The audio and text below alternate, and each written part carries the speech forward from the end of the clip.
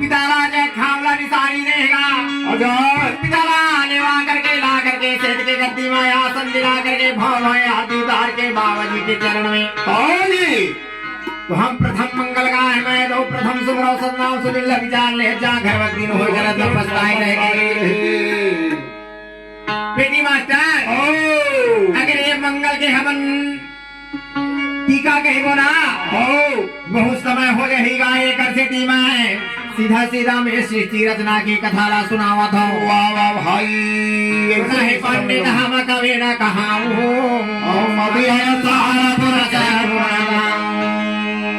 ना हम कभी अन्ना पंडित का छोटे छोटे बालक यही गांव के रहने वाला है। आज तुरंत पिता के कृपा हुई बाबू देखती वहां बैठ के तुरंत पिता के नाम वाले बताओ यही गांव के बालक है, लेकिन काकर लेकर तेलहू बता दे। मैं हाँ वही ज्वाला प्रसाद के ऐसे चल हटा पेटी लूटे पर सोचा थे लगा दे पंडित बेटी का आवाज सुना दे पाजा फिर मुझे हम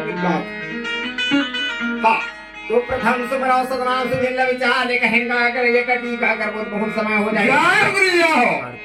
तो बिना बीज का बीज है, बिना पिंड के नाम, बिना शब्द के रहन का तो जीव जी ने से समान। बिना पुरुष का जीवन है, धर्म के लिए ऐसे देवता का पत्र कर रहे हैं। काहे को दो पुरंदरा, काहे को आकाश, काहे को चांद सूरज, तो काहे को प्रकाश। अच्छा धरती का दो पुरंदरा, पांच नाम आकाश रवि शशि चंद्र सूर्य सत सत प्रकाश। भाई से कहा ये बैठे ऐसा सुन के निरपंग पसारे का भरे जब ने चारों गुरु जब ने स्थापन फिरू। अच्छा जब ने दास कबीरा, जब ने ब्रह्मा विष्णु महेश, जब ने सिद्धि गौरी गणेशा। अच्छा जब ने सात बार पृथ्वी पृथ्वी नवखंडा। अच्छा प्रजा माना ये राहे लागे रागे किए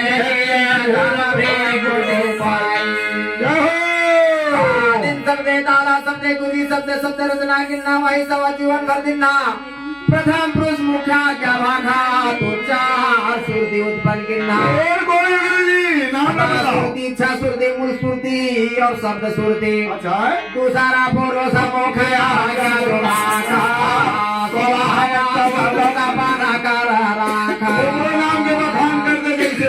सहाजन सुजनजन भिगित फलानादि अंधेरन खुंडन निरंजनम। कोशेत मिले आमीन को विहारम पर को वस्त्र मिले सदा हो सुख आशीष को दर्शन मिले कोट रवि के भान। पुरुषला पहले दी पहुंचे कोट कोट प्रणाम। विजय नाम संपूर्ण साहे गुरु सत्य जोरी सतनाम सुन बिनती मोरी सतनाम के करो बखाना वो भगोट उतर ही पारा 360 पैठा लाई सकल जी रहे मुरझाई। काल निरंजन सब परछाए तो सतनाम के की मिटाए। वीरा बरी हाथा जब ही काल नवाही माथा चोरा तो जगत को मारे तभी हम सारे हम मारे। बदन छापे दे हम दानी दुर्गा दानी चले वाली दुर्गा दानी बड़े सितारा दान ले उतारे पारा। कौन दान दानी ले देवे कौन दान पुरुष मिले दान दानी ले हम सात सब पुरुष मिल हो लेखनी लिखे सकल बलिहारा कौन तो खोए खरीदे कुछ तो बुलाए साखी बता रे संत हमारे घर खोए खरीदे धनी घास दाल बुलावे साखी जंगले तेला तितले प्राणी साहे होते दरियाई। तो जम राजा के द्वार में लगे झकोरा लगे त्रिवेणी के धार जाके छोटे रत्ता जमसेगी जहाबाज नदी में तरी जम के द्वारा कृष्ण हम तो तरवे पारा। नाम है हरि राम गुरु है केवलहार गुरु गुरु पन्ना को निम्रा तुम्हें मधार हरि गुरु है गुरु बजाय गुरु मुखे छोटी पावे से नाम बड़े स्वाति तुते का दिन काल के बाती। सुनना हरि हरि कमाली ये हरि के हाय भाई।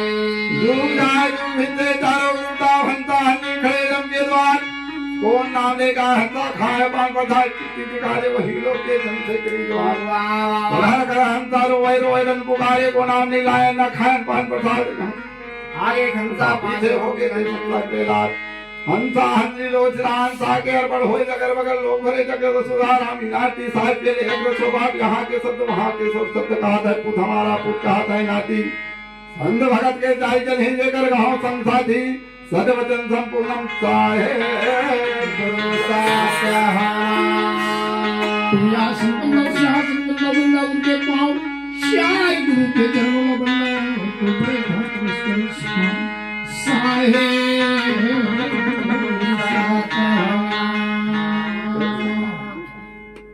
बंदा साहे गुरु बगैर जय नहीं ज्ञानी लगे वहंसा जन पूछे सुपुरुषला भूमि कैसे बड़ा वो पाओ। सतपुरत के सुनो साज ज्ञान कटारी दे लो हाथ सार थवत धर के हंसा करो बार। बीजे नाम के आ गुरा सिरिया पल्ले आ खोज कस को काल झकझोरी गजहीरा मोती के मोल नहीं चार खान बान हता नहीं माता के मुंह पर पुरुष को कौन हता क्रूम धरे उसूल क्रूम औत्र भैया वाय मीरा प्रदेश शांत सुर दो मीरा प्रदेश की प्रचंडा ब्रह्म बन्ना साथ दिव्य खंडा खाई फिरा गाय भगवत जो वस्तु में स्यारा नाम के भय जियारा धर्म राय की ऐसी दे की तीन लोग ला कर गए खेती शब्द के कुमावली सब नाम के भंडार एक सत नाम ला छोड़ के कुल नाम के करे वहार कुमावली शब्द तुम पुरन चाहे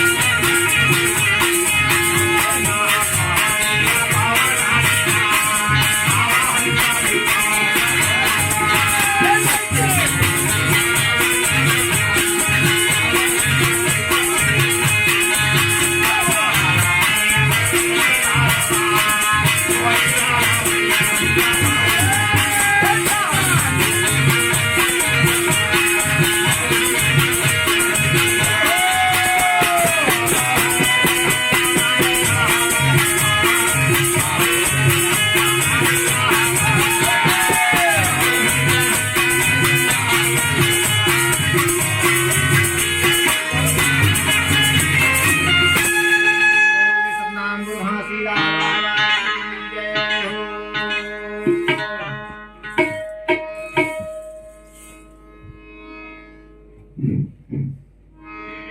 बिना घोड़ा पहाड़ चढ़े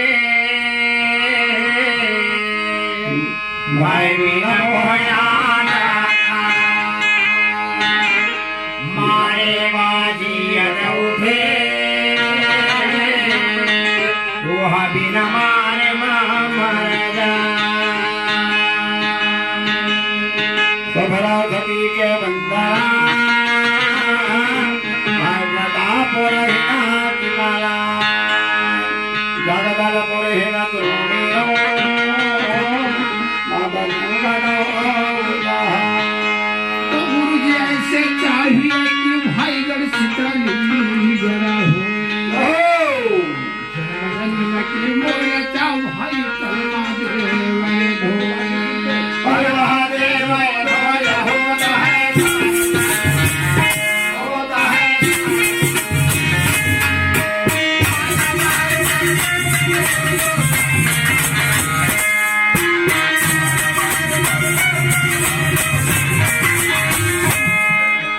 गंगा माता इसे नहीं तो समय विलम्ब हो चले जाते हैं।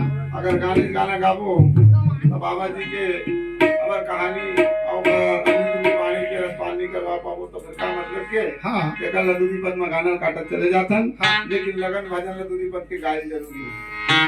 सतगुरु संता घर माधो का बोलता है साहे मांगो सहाया